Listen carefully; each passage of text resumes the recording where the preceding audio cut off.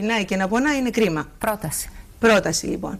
Η πρόταση είναι να μπορέσουμε εμείς με τη δημοκρατική κίνηση που αγκαλιάζουμε όλα τα προβλήματα του λαού, να μπορέσουμε να αναπτύξουμε σε αυτό το πανέμορφο κράμα που έχει δημιουργηθεί από τον Καλλικράτη και λέγεται Άγιος Κωνσταντίνος ή Καμάριζα, όπως θέλετε να το λέτε, Λαύριο και Κερατέα, όλο μαζί λαυριωτική, να αναπτύξουμε λοιπόν να δώσουμε νέες θέσεις εργασίας, αντί να φεύγει ο κόσμος να πηγαίνει στο Κοροπή και ή η Αθήνα και να χαλάει και άλλα χρήματα και να μην μπορεί να στηρίξει την οικογένειά του και να μην ξέρουν που να αφήσουν παιδιά, γερόντους και αυτά, να αναπτύξουμε ένα βιομηχανικό, βιοτεχνικό πάρκο και αυτό το δίνει πολύ άπλετα η Κερατέα. Η Κερατέα έχει αυτή τη μορφιά, γι' αυτό σας είπα ότι όλος αυτός ο χώρος συνδυάζει μια φοβερή ομορφιά. Έχουμε το Παρίσι το μικρό Παρίσι που λέγεται Καμάριζα. Εκεί ο κοινοτάρχης ο Νικόλαος Ζαγουρής φρόντισε να έχει μια φοβερή ομορφιά και αυτή τη στιγμή δημοπρατείται το έργο αποχέτευσης 2.400.000 ευρώ. Κατάφερε λοιπόν με όλους τους κόπους του να βγει το έργο αυτό στην επιφάνεια και ο κόσμος να σωθεί από τους βόθρους. Είναι ένα επίτευγμα της περιοχής.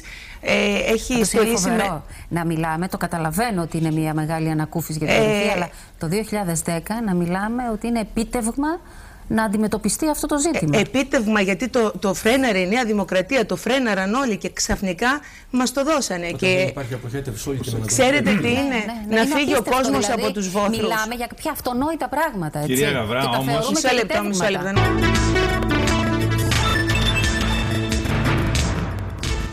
Επιστρέφουμε λοιπόν, κυρίες και κύριοι, στο δεύτερο μέρος της εκπομπής, στο δρόμο προς την κάλπη. Καλεσμένοι μας σήμερα οι υποψήφοι για τον Δήμο Λαυριωτικής. Και θα ξεκινήσω αντίστροφα τώρα. Θα ξεκινήσω από την κυρία Όλγα Κιλιπούρη.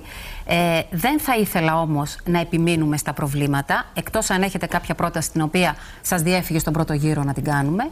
Εγώ θα ήθελα να κοιτάξετε τους συμπολίτες σας, από τους οποίους διεκδικείτε την ψήφο τους, και να τους πείτε, να τους απαντήσετε μάλλον στο ερώτημα γιατί να σας ψηφίσουν. Κυρία Κιλιπούρη. Ευχαριστώ. Θα ήθελα να προσθέσω στην προηγούμενη πρόταση που μιλούσα ότι για τα αυθαίρετα χρειάζεται σχέδιο πόλεως και εκεί θα πρέπει να συνεργαστεί απαραίτητα το δασαρχείο με το δήμαρχο και του νέου Δήμου, έτσι ώστε να μην υπάρχει μια διαταραχή, ώστε να κάνουν μια εκκλησία να τους κυνηγάνε όλοι. Είναι πολύ σημαντικό. Έχω πάρα πολλά παράπονα από ανθρώπους που έχουν προβλήματα. Και να γίνει φυσικά σχέδιο πόλεως. Και γύρω από αυτούς να αξιολογηθεί ποιο είναι το δάσος, ώστε να το προστατέψουμε, πώς θα γίνουν ζώνες πυρόσβεσης, ώστε να προστατέψουμε αυτόν τον μεγάλο πανέμορφο νέο Δήμο. Κοιτάζοντας κατάματα όλο αυτό το λαό που σήμερα μας βλέπει, θέλω να τον χαιρετήσω και να του πω ότι θα ήθελα να με ψηφίσει, γιατί ξέρει πολύ καλά ότι είμαι δυναμική, ότι είμαι καινούρια, διατελώ πρώτη φορά ως υποψήφια δήμαρχος, έχω πάρα πολλά να κάνω για αυτούς, ξέρουν ότι τους αγαπώ υπερβολικά και ότι αν με ψηφίσουν θα έχουν έναν άνθρωπο, έναν δήμαρχο, μία δήμαρχο την οποία θα μπορούν να μιλούν, θα μπορούν να τη βρίσκουν, θα μπορούν να ασχολούνται μαζί της, να την φωνάζουν οποιαδήποτε ώρα, όπως με φωνάζουν σαν γιατρό οποιαδήποτε ώρα. Και ξέρουν πάρα πολύ καλά ότι με βρίσκουν. Θα σκύβω στα προβλήματά τους και δεν θα τους λέω να περιμένουν. Όταν θέλουν μια θέση εργασίας, θα πρέπει να την βρίσκουν κοντά μου. Και φυσικά θα φροντίσω. Αρκεί να έχετε να τη δώσετε αυτή τη θέση εργασίας. Αυτός που αναλαμβάνει πρέπει να ξέρει να ανθίζει την περιοχή. Δυναμικά. Έτσι, και πιστεύω και υπόσχομαι και δεσμεύομαι ότι μπορώ αυτή την περιοχή να την κάνω να ανθίσει και το ξέρουν όλοι που με παρακολουθούν σήμερα. Ναι, μεν είμαι καινούρια, αλλά έχω πάρα πολλά να δώσω. Πάρα πολλά. Κύριε Λεβάτη. Ο νέος νόμος της τοπικής αυτοδιοίκησης ο Καλλικράτης είναι γεγονός, κυρία Γαβρά, ότι δημιουργεί καινούρια δεδομένα για την περιοχή μας. Εγώ είμαι υποψήφιος στις αυτές τις εκλογές στις 7 Νοεμβρίου, γιατί ακριβώς πιστεύω ότι μπορούμε να οργανώσουμε αυτό το νέο Δήμο.